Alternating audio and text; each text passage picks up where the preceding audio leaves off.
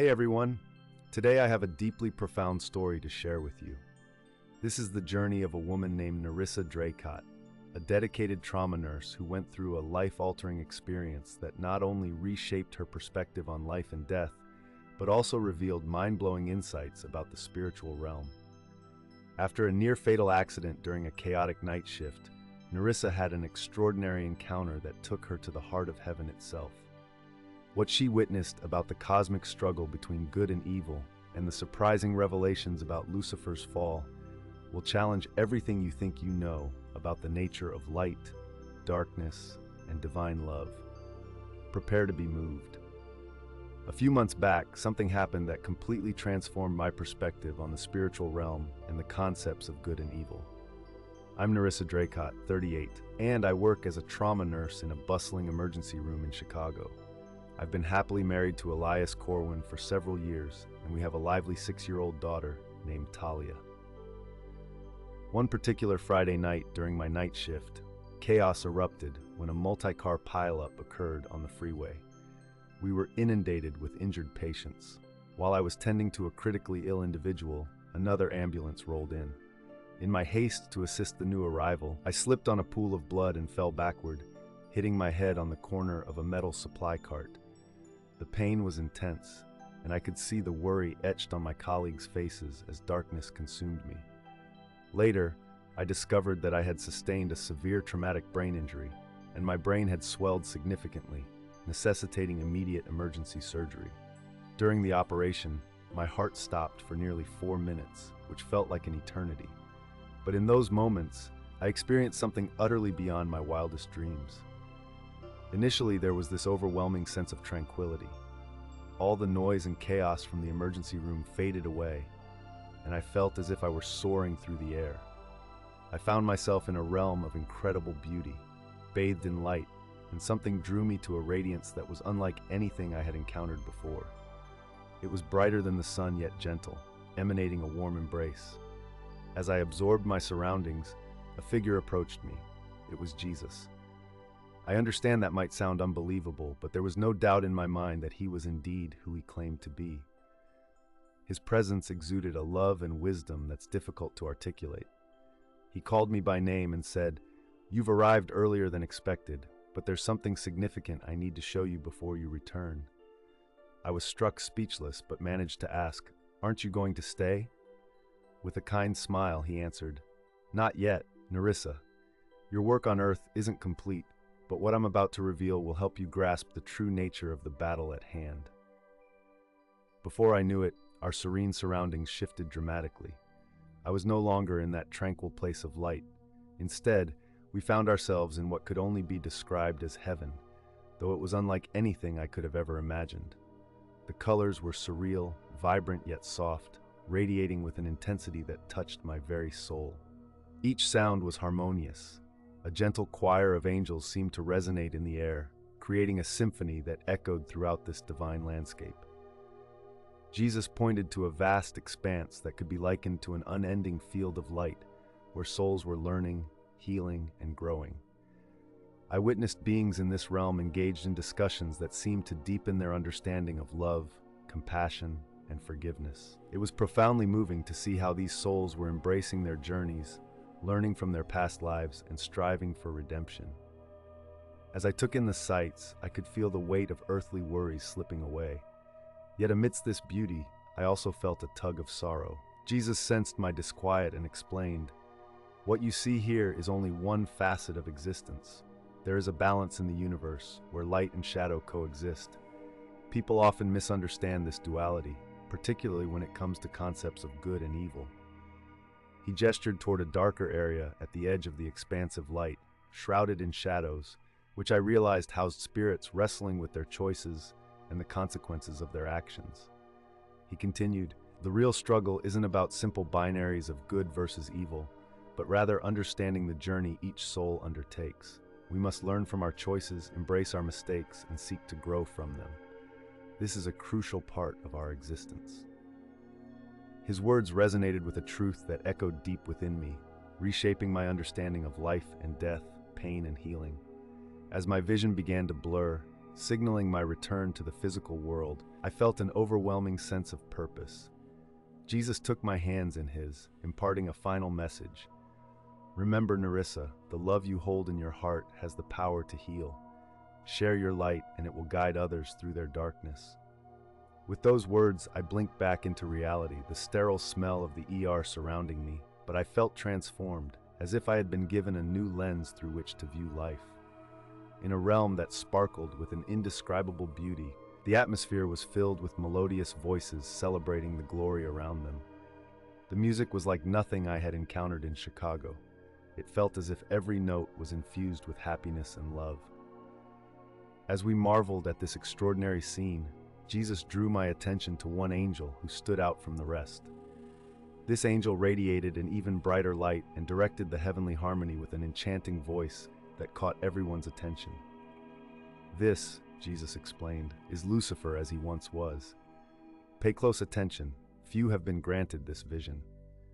Marveling at his presence was overwhelming.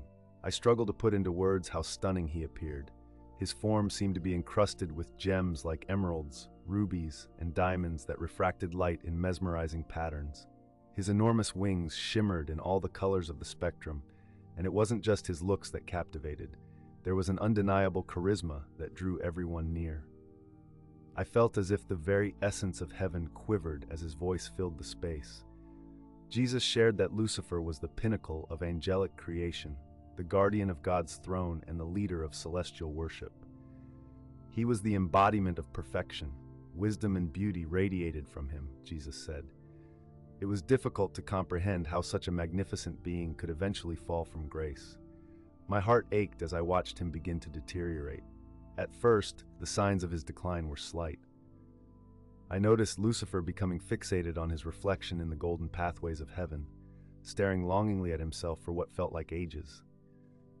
Observe closely, Jesus said, for you are witnessing the rise of pride. I then observed him starting to measure himself against other angels, his expression subtly shifting with each comparison. Jesus explained that pride was gradually taking root in Lucifer's heart. He began forgetting that his allure and abilities were divine gifts. His thoughts seemed clear to me. Why should he show reverence to anyone? With such beauty and talent, he believed he deserved worship and obedience. Jesus emphasized to me that pride is the foundation of all sin. It transforms love for others into a selfish desire for adoration and dominance. Before long, I saw Lucifer attempting to capture the attention of the other angels. His songs became increasingly elaborate, shifting from leading worship to a self-centered performance. As he sang, the enchanting notes he once directed began to twist into a cacophony of grandeur, each chord a blatant proclamation of his own magnificence. The other angels, initially mesmerized by his voice, slowly drew back, sensing the change in his essence. Jesus pointed out how the divine harmony they once shared was beginning to fracture. He has forgotten the source of his gifts, Jesus lamented. The joy once felt in serving others has been overtaken by an insatiable hunger for personal glory. I could see that the light around Lucifer dimmed slightly, swallowed up by his own expanding shadow. As I observed, it appeared that the golden pathways of heaven grew less vibrant, a response to Lucifer's inner turmoil. There was a tension in the atmosphere. The angels exchanged worried glances, their heavenly camaraderie strained by his escalating demands for admiration. Unity in heaven is rooted in humility, Jesus explained. When one seeks to elevate oneself at the expense of others, discord is inevitable. Slowly, whispers of concern began to ripple through the celestial assembly. Angels who once respected Lucifer's leadership started to grow wary of his evolving demeanor. As his pride bloomed like a dark flower, the harmony of heaven, the very fabric binding them all, seemed to tremble under the weight of his dissatisfaction. They longed for the beauty of communion that marked their existence, a friendship rooted in shared love for the Creator, rather than competition amongst themselves. It became evident that Lucifer's soul, once a vessel of grace, was now a battlefield where pride battled love, ambition clashed with companionship.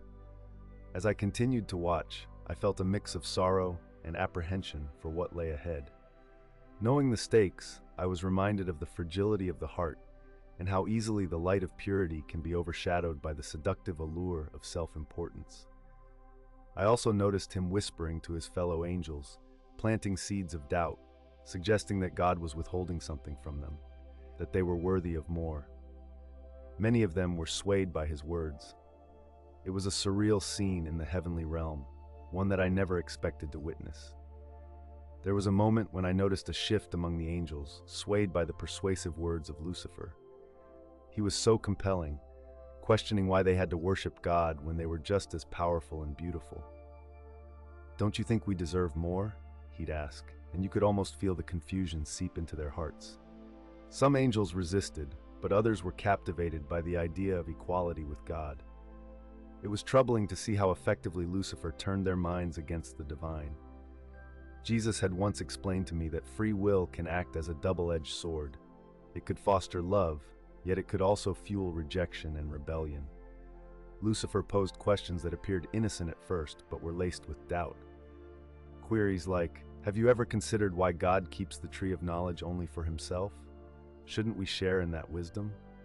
And why do we bow down to humans? Isn't our power greater?" These thoughts lingered and took root in many minds. One of the most heartbreaking aspects of this upheaval was witnessing the sorrow on God's face. Jesus told me that our Father was suffering because his love for Lucifer and the angels was immense. However, love comes with the necessity of free will, and everyone, including those in heaven, has the choice to love and follow God or not. I watched time and again as God reached out to Lucifer, offering him chances to change his path, but Lucifer's pride kept him shackled to his choice.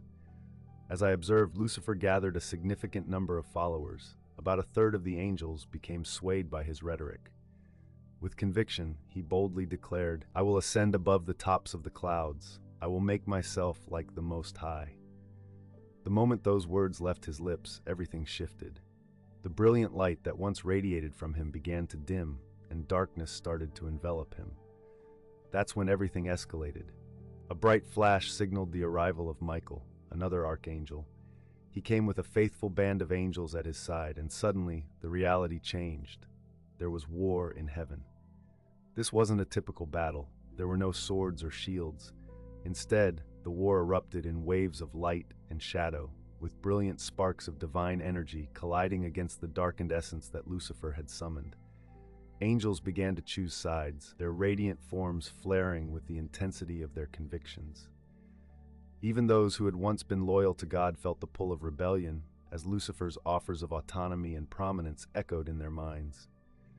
It was as if the very fabric of heaven was being torn apart, as the light clashed with the encroaching darkness. Michael, with grace and authority, rallied the faithful, declaring, "We fight not just for order, but for love, for the unbroken bond that has always existed between us and our Creator." His words inspired courage, igniting a fierce determination among those who still believed in the goodness of God's plan. The sounds of celestial conflict were unlike any noise I had ever heard, a symphony of anguish and defiance, creating an atmosphere thick with emotion. In a distance, I saw the faces of those who once knew only peace, now twisted by uncertainty and fear. It was a heartbreaking choice, one they had never anticipated being forced to make. As the war raged on, I realized that this battle was not merely for territory or dominance, but rather a struggle for the very soul of heaven itself. Would light or dark prevail? Could love be enough to overcome the depths of pride and ambition that had taken root in their hearts? Instead, streams of dazzling light clashed against the approaching shadows. Michael and his loyal angels fought against Lucifer and his followers with sheer determination. But the sight that shattered my heart was watching the transformation of Lucifer and the rebellious angels. Their forms began to twist into something grotesque, their former beauty fading as darkness consumed them. As the battle raged on, I witnessed each clash of light and darkness reverberate through the heavens, echoing tales of ancient struggles and the cost of rebellion. Angels, once allies, now found themselves pitted against one another, their hearts torn between loyalty and the fear of losing their place in the divine order. The air crackled with the sounds of their wings, the once harmonious flutters turning into a chaotic storm of despair and determination. In an instant I'll never forget, Lucifer and his followers were expelled from the realm of heaven, cast out into the void. I saw Lucifer fall like a comet, his radiance extinguished, leaving nothing but shadows behind. The impact of their fall reverberated through the celestial realm, a stark reminder of the choices that had led to such a drastic outcome. A deep silence followed, one that echoed the loss of countless friendships and bonds that had once thrived in the light. During a moment of profound clarity, I realized how deep God's desire is for a true connection with His creation. He doesn't force anyone. Instead, He grants every being, even those like the sly trickster, a genuine opportunity to make their own choices. Yes, the freedom to choose means the possibility of choosing wrong, and that's a hefty price for free will. Jesus revealed that our Father was fully aware of these stakes when He bestowed this gift. He foresaw not only the boundless joy it could bring, but also the unbearable sorrow, including the sacrifice of His own Son. Yet, there was a certainty that the love emerging from this freedom would be invaluable. What struck me the most was how Jesus affirmed that God's vision extended beyond merely eliminating evil. He allowed the rebellion to unfold because, through it, there was a pathway to manifest something even more exceptional. Watching history unfold, I began to grasp how God worked tirelessly to reshape the essence of existence amid the conflicts of good and evil. The ultimate aim wasn't just to vanquish darkness, but to cultivate beings who encounter evil, understand its hollowness, and consciously opt for good.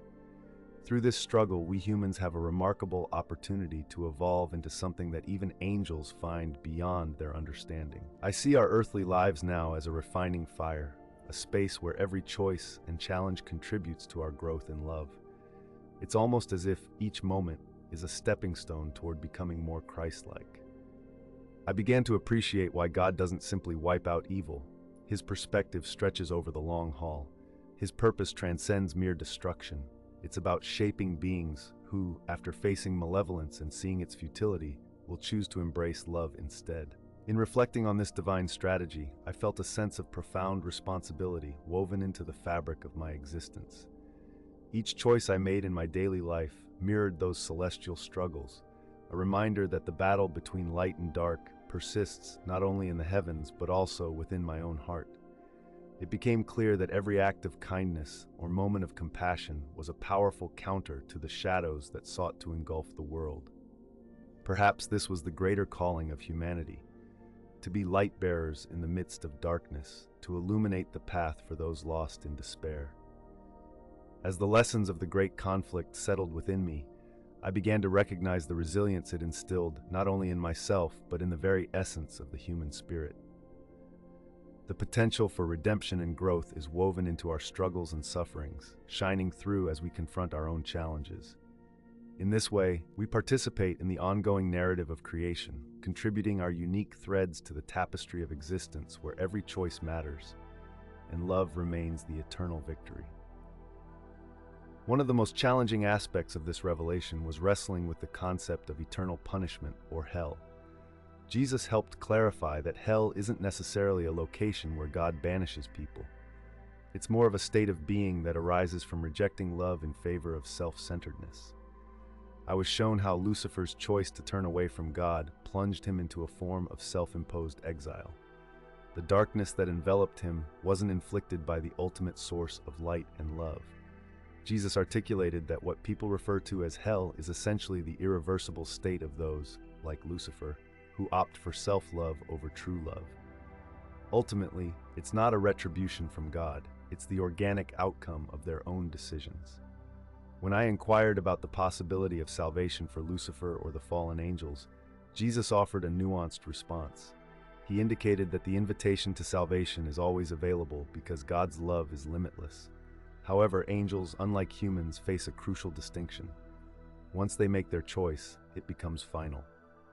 Jesus once explained to me how each person navigates through life, making choices that either draw us closer to love or push us away. There's always room for redemption as long as we're alive. Contrarily, the angels, including Lucifer, faced a different reality. They made their decisions fully aware of what they were doing. Their rejection of love was final, intertwined with their very nature, an irreversible choice. Jesus used parables to illustrate the profound nature of these choices, comparing them to a farmer who sows seeds. Some seeds fall on rocky ground, some among thorns, and others on fertile soil. He emphasized that we can cultivate our souls like the fertile soil, making decisions that reflect love, kindness, and humility. It served to remind me that, just as a seed nurtured in good soil flourishes, our choices can lead us to a flourishing spiritual life, or a barren existence filled with pain and separation from God. When we're confronted with temptations, the struggle can feel both daunting and surprisingly simple. I never anticipated I'd find it easier to turn away from those pitfalls or dodge the same fate as Lucifer. Through our time together, Jesus emphasized the importance of humility. Pride was the catalyst for Lucifer's downfall, and it continues to be a significant threat to us. Learning to be humble means embracing our reliance on God and acknowledging our connections with one another. It's not about devaluing oneself. Rather, it's about gratitude for what we have and letting go of resentment for what we lack. True love shifts our focus from ourselves to God and those around us.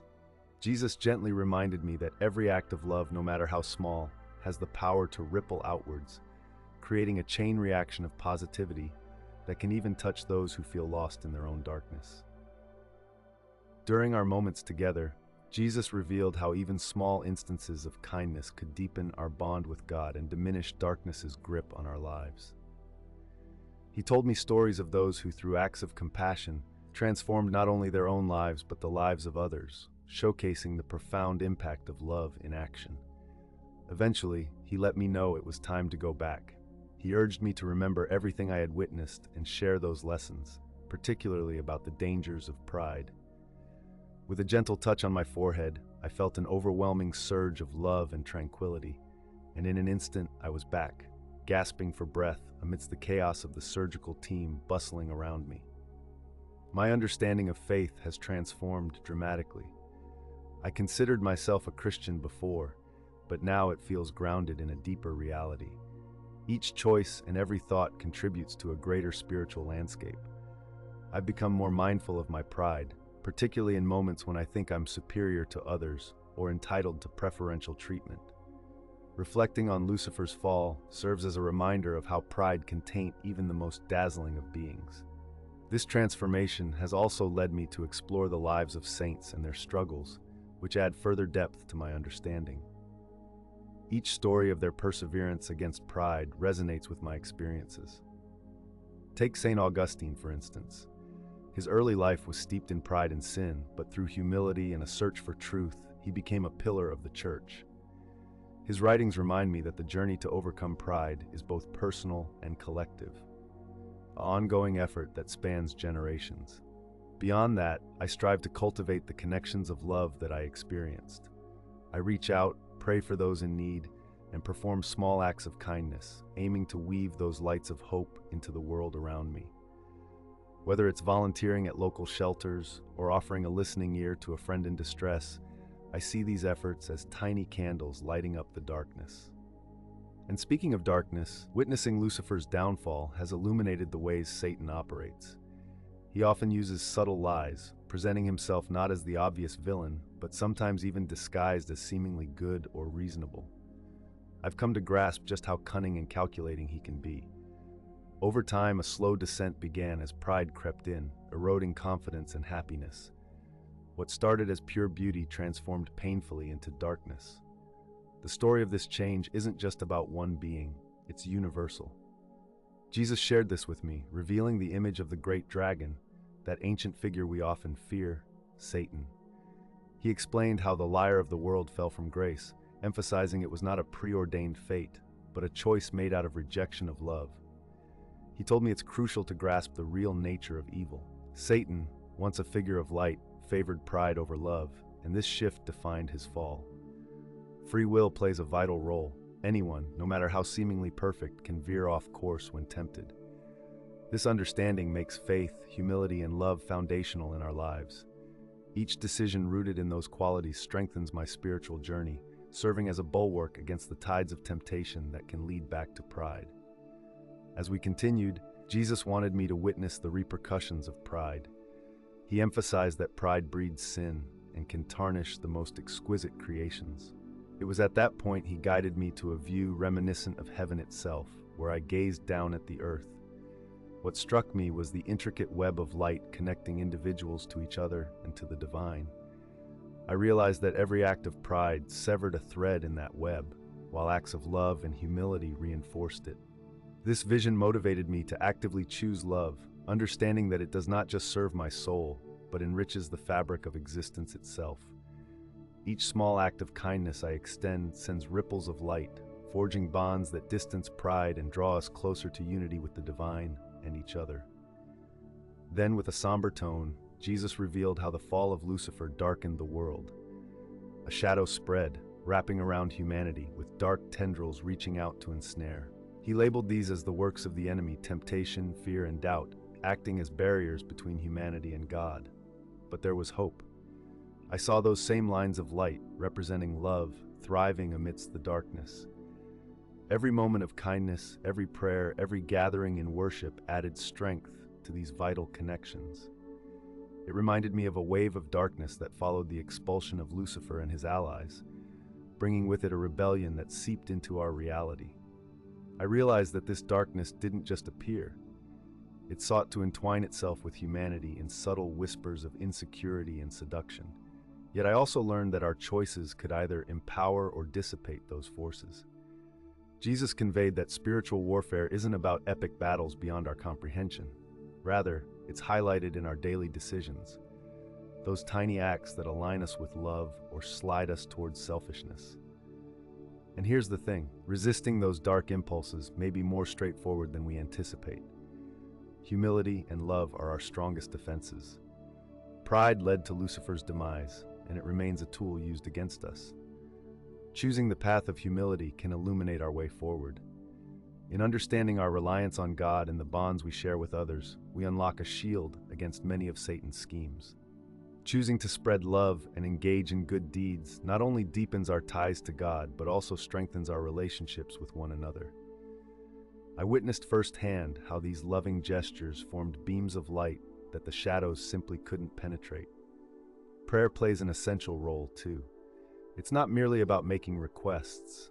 It's a way to align ourselves with God's intentions and enhance our bond with Him.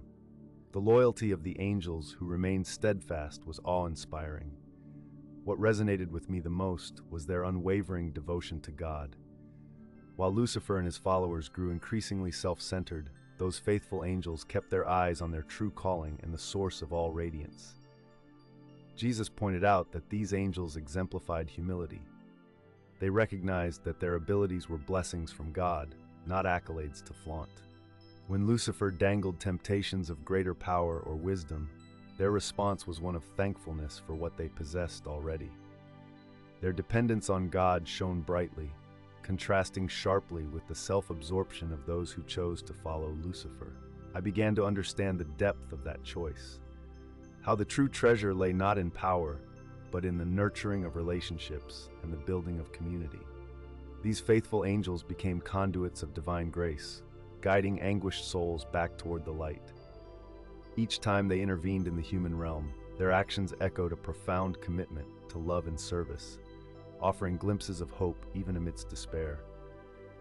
It is said that their song reverberates through the heavens, a melody of praise that serves to remind us of our own ability to choose goodness over darkness. Through Jesus' teachings, it became evident that we are all called to emulate this spirit of humility. The very act of surrendering our pride not only releases the hold of darkness, but also connects us to a greater purpose. In those humble moments, we find strength, reminding us that we are never alone in this spiritual struggle. Each act of compassion and understanding radiates outward, creating ripples of light that transform the world around us, turning the tide against the whispers of doubt that seek to pull us under. It struck me that these loyal angels had a profound grasp of love. Their joy stemmed from serving God and supporting one another rather than chasing recognition or status. This selfless love acted as a barrier against Lucifer's tactics aimed at inflating pride and fostering selfish desires. Through Jesus, I caught glimpses of how these angels interact with our lives. They serve as messengers and guardians, often in invisible ways. I observed them fortifying the connections of light that bind individuals not only to God but also to one another. What truly astonished me was their depth of love for humanity. Despite being significantly more powerful and intelligent, they didn't look down on us or rush us. Instead, they seemed to cherish every small step we make in our spiritual journeys.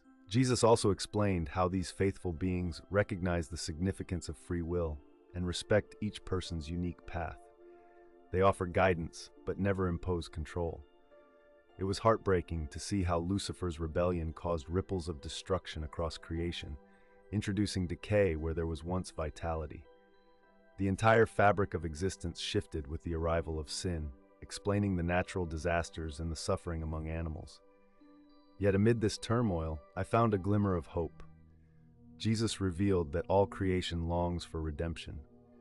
I recognize that acts of love and faithfulness to God can dispel darkness, not just within people, but also in our surroundings. There's a sense that something similar unfolds in our own world, gradually illuminating the shadows. You know, one of the biggest takeaways for me is that we always have a choice when it comes to sin. Yes, there's this figure who tries to lead us astray. Let's call him the deceiver. He might be persuasive and clever, but he's not equal to God. In fact, he's a created being, just like the rest of us. Imagine how he operates. He loves to twist the truth. He'll package bad things as good and vice versa. It's almost as if he's trapped in his own delusion, believing he stands on the same level as the divine, and he wants to drag others down with him. I noticed that this deception stirs up feelings like pride and anger, driving a wedge between people and God, as well as among one another. Looking back through history, it's clear that many terrible actions stem from greed, pride, and the thirst for power. Thousands of years of conflicts, wars, and atrocities highlight the constant struggle humanity faces against these sins. Instances like the fall of empires or the persecution of innocents serve as somber reminders of how easily one can be led astray by the deceiver's whispers. Yet, history also teaches us about the bravery of those who stood firm in their faith and love, not just for God, but for their fellow beings. Figures like saints and heroes remind us that selfless love is a powerful force for good, capable of inspiring change even in the most challenging circumstances. The battle against darkness isn't just an abstract tale from the past, it continues today.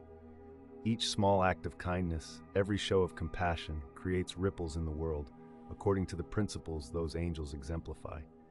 Even in moments of despair and loss, the light of hope remains a beacon for others, inviting them to see that there's always a path forward. Through community, love, and faithfulness, we can forge connections that not only protect us from the deceiver's lies, but also illuminate the world around us, reflecting the very love that angels have for us. Yet on the flip side, there have also been countless acts of love, sacrifice, and faith that counter those dark influences. It's inspiring, really, to see how love can shine through even the darkest times. These acts range from small gestures, like a neighbor lending a helping hand, to grand sacrifices made by individuals who put themselves on the line for others. Think about the countless volunteers who go to disaster-stricken areas, bringing hope and assistance to those in need. Their compassion lights up the path for so many and reveals the innate goodness of humanity. And here's an interesting thought. The struggle isn't just happening up in the heavens. It plays out every day in the hearts and minds of individuals on Earth. I was shown that the battle isn't fought with swords or armies. Instead, it hinges on the choices we make. Each day presents us with a series of choices that can lead us either toward love or away from it. Sometimes these choices are monumental. Other times, they manifest in the mundane, a smile to a stranger, a moment of patience with a loved one, or standing up against injustice. These day-to-day battles often go unnoticed, yet they ripple outwards, influencing the fabric of our communities. When it comes to the future, it's not like there's a strict script we must follow. These glimpses I got were more like possibilities, shaped by how we respond to the love showered upon us. The ultimate goal? To restore everything to its rightful place with God. But of course, how we get there can take different paths. It can be smooth, serene, or it can lead us through chaos and suffering, all depending on the decisions we make. We are presented with opportunities to reaffirm our faith in love as the guiding principle of our lives, adapting to the challenges we face with resilience and grace. Each obstacle can either draw us closer to our true selves or push us away from our purpose, and this struggle defines the journey of each individual soul. At the end of this journey, love is destined to prevail, but each person's path is determined by their own free will. With every act of love, we're accelerating the time when everything will be made new. I caught sight of some of these moments, and they felt more like mental awakenings rather than physical events. These awakenings transform our understanding of existence, reminding us of the interconnectedness of all things. People have shared stories about how a single act of kindness completely changed the trajectory of their lives, igniting a chain reaction of goodwill. It is astonishing how one simple act can inspire another and another, creating an unstoppable wave of love that sweeps through communities. Take his return, for example. It struck me more as a moment when reality opens up, allowing everyone to see the true nature of existence. And the idea of judgment, it's not like what we picture in a courtroom. Rather, it's a revealing moment where each person's essence is showcased, shaped by the choices they've made. Those who embraced love seem to gravitate toward God naturally, while those wrapped up in selfishness struggle with the brilliance of divine love. This acknowledgement of choice becomes the cornerstone of personal growth and spiritual awakening. It highlights how our experiences are intertwined with our actions. Each decision echoes through time, shaping not only our lives, but also the lives of those around us. It became clear that judgments aren't forced upon us. They're simply the outcomes of our decisions to embrace or turn away from love. Through this journey, I learned that humble, genuine love is possibly the greatest force in the universe. It's what sustains everything and gives our lives true significance. He stumbled upon himself when he turned his back on love. In contrast, we find our strength by embracing love and letting go of selfishness. Along the way, I discovered that every decision we make plays a role in a much larger cosmic story that exceeds our wildest dreams. But here's the thing. You don't need to accomplish monumental feats to have an impact. Even the smallest acts can have profound effects, echoing through time like ripples in a vast ocean. Each choice we make toward love builds a tapestry of hope and connection, reminding us that in the grand journey of life, every thread counts, and every act of kindness contributes to a brighter, more loving world. Just by making little choices each day, like showing kindness, extending love, and favoring humility over arrogance, we align ourselves with a higher purpose. In moments of doubt or uncertainty, it can be easy to overlook the profound impact of our actions. For instance, a simple gesture like holding the door open for someone or offering a sincere compliment can create a ripple effect, inspiring others to act with the same compassion. These small acts, often seen as inconsequential, have the power to uplift spirits and transform lives in ways we may never fully comprehend. Eventually, I came to realize that no matter how dire the situation may seem, love will ultimately prevail. It won't force its way through, but will triumph through the conscious choices of those who deeply appreciate its importance.